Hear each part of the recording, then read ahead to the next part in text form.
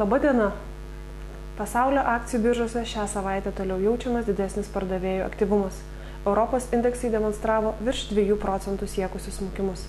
JAV biržos ateities sandoriai taip pat bylojo apie neigiamus akcijų pokyčius, o startavus prekybai prognozės pasitvirtino su kaupu. Europos biržas vėl smukdė finansų sektoriaus atstovo akcijos, o JAV buvo neigiamai sureaguota į naujieną apie netikėtai sumažėjusius mažmeninius pardavimus. Baltijos šalių akcijų biržų indeksai trečiadienį judėjo skirtingomis kryptimis.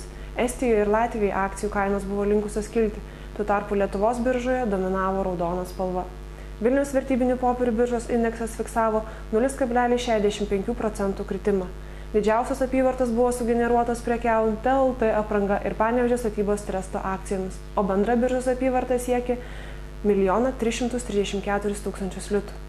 Telekomunikacijų bendrovės akcijų buvo perleista už 344 000 litų, akcijos kaina išliko nepakitusi – litas 14 centų.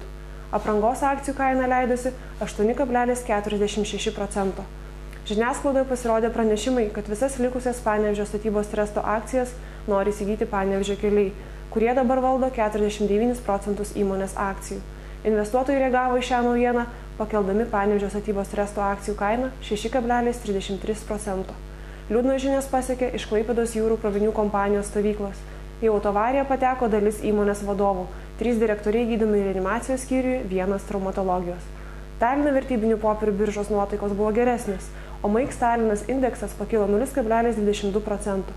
Prie teigiamo indekso poslinkio ženkliausiai prisidėjo Tallinn Group akcijos pabrangusios 2,7%. Šio emitento akcijomis buvo pasiekta didžiausia 272 000 eurų siekusi apyvarta.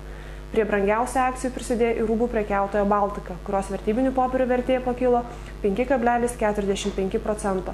Rygos biržos apyvarta buvo kiek didesnė nei 19 000 latų. Biržos indeksas pakilo 1,53%. Tolimesnį brangimą demonstravo didelius dividendus numačiusios Latvijos tiltai akcijos. Trečiadienį jų kaina pakilo dar 7,5%. Akcijų perleista už 11 000 latų. Šiandien naujienų tiek. Viso geriausio.